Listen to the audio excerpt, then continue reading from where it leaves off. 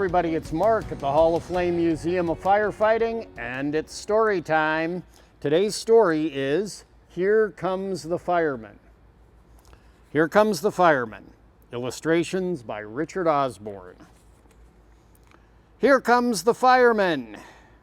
Billy liked fire engines. He liked them because they were big and loud and fast. He liked them because their red was so red and their chrome was so bright. One day, as he played in his yard with his dog Tuffy, he heard clang, clang, clang a block away on Main Street. Here comes the fire engine. Billy grabbed Tuffy in his arms and ran to the corner to watch the big engine race by. When they couldn't see it or hear it anymore, Billy said, as he had said so many times before, "I'm going to be a fireman someday. You can be my fire dog. You can learn to carry a hose. Let's go home. I'll start teaching you right now." Tuffy wasn't ready to go home. He had met two friendly little puppies, and he was chasing them over the grass, through bushes, and around a fire hydrant. They were having a lot of fun. "Go home," Billy scolded. "Right now. Don't you know fire plugs are for fire engines and not for playing tag?" The puppies ran off playfully. Fire dogs, as you know, are usually big and strong and spotted black and white, but Tuffy wasn't. He was round and fat and saucy. Truly, he didn't look much like a fire dog, but Billy didn't look much like a fireman either, until he put on his fire chief's helmet and slicker and borrowed from his mother the dinner bell that made such a nice loud noise. "I'm going to the barn," he said. His mother nodded. She knew he always liked to play fireman at Grandpa's barn. Across the park he went, because there was no traffic, over a wooden fence, it was such fun to climb, and soon he reached the empty old red barn.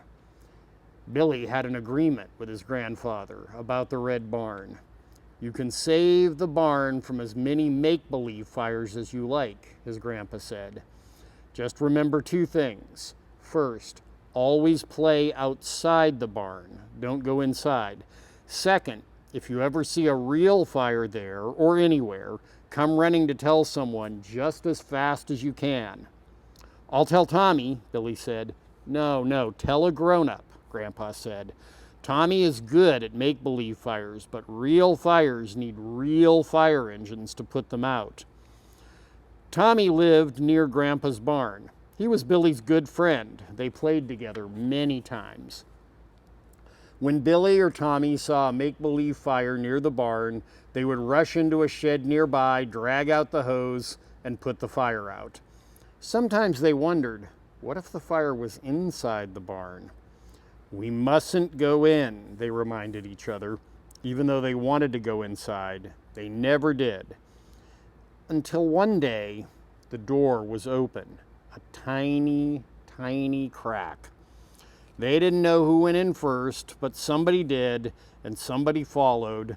Somehow they were inside, and somehow the door slammed shut. The door was big and heavy. They pulled with all their might, but it wouldn't move. Outside, Tuffy barked and barked and barked until Grandpa came. How glad the boys were when he pushed open the heavy door and let them out. "Oh, Grandpa, we truly didn't mean to. We never will do it again," promised the boys. Now, Tuffy was a hero, and he seemed to know it. Everyone petted and praised him. Tommy made a helmet for him out of newspaper, and he marched around looking very grand and very proud. Grandpa said, "Sorry or not, you broke a rule. I'll be away for several days. Stay away from the barn until I return." How lonely Billy was. No barn to go to, no Tommy to see. Of course, Billy and Tuffy still ran to the corner when the fire engine went by. "I wish it would come on our street someday," Billy often said. One day, what a surprise! There was an engine, a toy fire engine, right in front of Billy's very own house. Billy's mother and Grandpa were there laughing. Billy could hardly believe it was his. It was bright and red and shiny with a real bell, ladder, and hose. His chief's helmet and slicker were folded on the seat. Billy put them on in a flash and climbed behind the steering wheel. Tuffy jumped on the running board and stayed there. How did he know what a real fire dog should do? Everything was ready to go. "Oh, it's beautiful," Billy told his mother and grandpa, who were waiting when he came back from his first ride. "I want Tommy to see it too." He couldn't ride the new fire engine through the park and over the fence,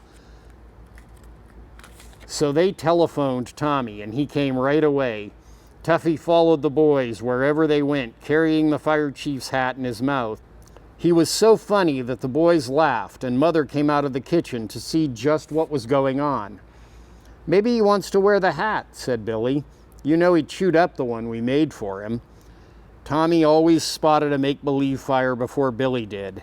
Now he called, "Where's the fire? I smell smoke." "Mercy, so do I," said Mother, and she hurried into the house as fast as she could go. Real smoke was coming from the kitchen window. Now the firemen were really busy. They put up a ladder. Tommy moved the fire engine into place under the window and rolled out the hose. Billy climbed up to the window to see. His mother was moving around by the stove. He could see smoke, but no fire. He looked around. "Hello, lady," he called. "We saw smoke. Can we help you?" "Yes, indeed," said his mother.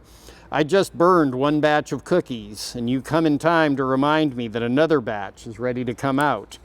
She opened the oven door. "Now, if you'll go around to the kitchen door," she said, "while these cool off, I'll have a plate for you." The boys thought playing fireman was lots of fun. They put the ladder and hose carefully away. They found a spot for the bright new engine in Billy's garage, but they had to take it out the very next day to put out a fire in Tommy's kitchen.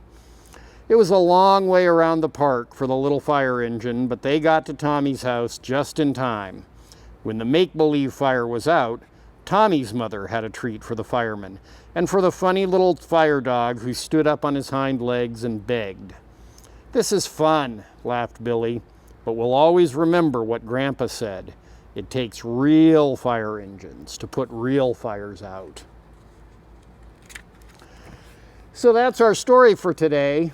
Grandpa is a wise man. Remember, when you're playing fireman, firewoman, fire girl, firefighter, we approve of that. It's a great thing to play, pretend when you're a kid or when you're a grown-up sometimes, but you gotta have real firemen and real firewomen and real fire trucks and real fire equipment if you ever have a real fire.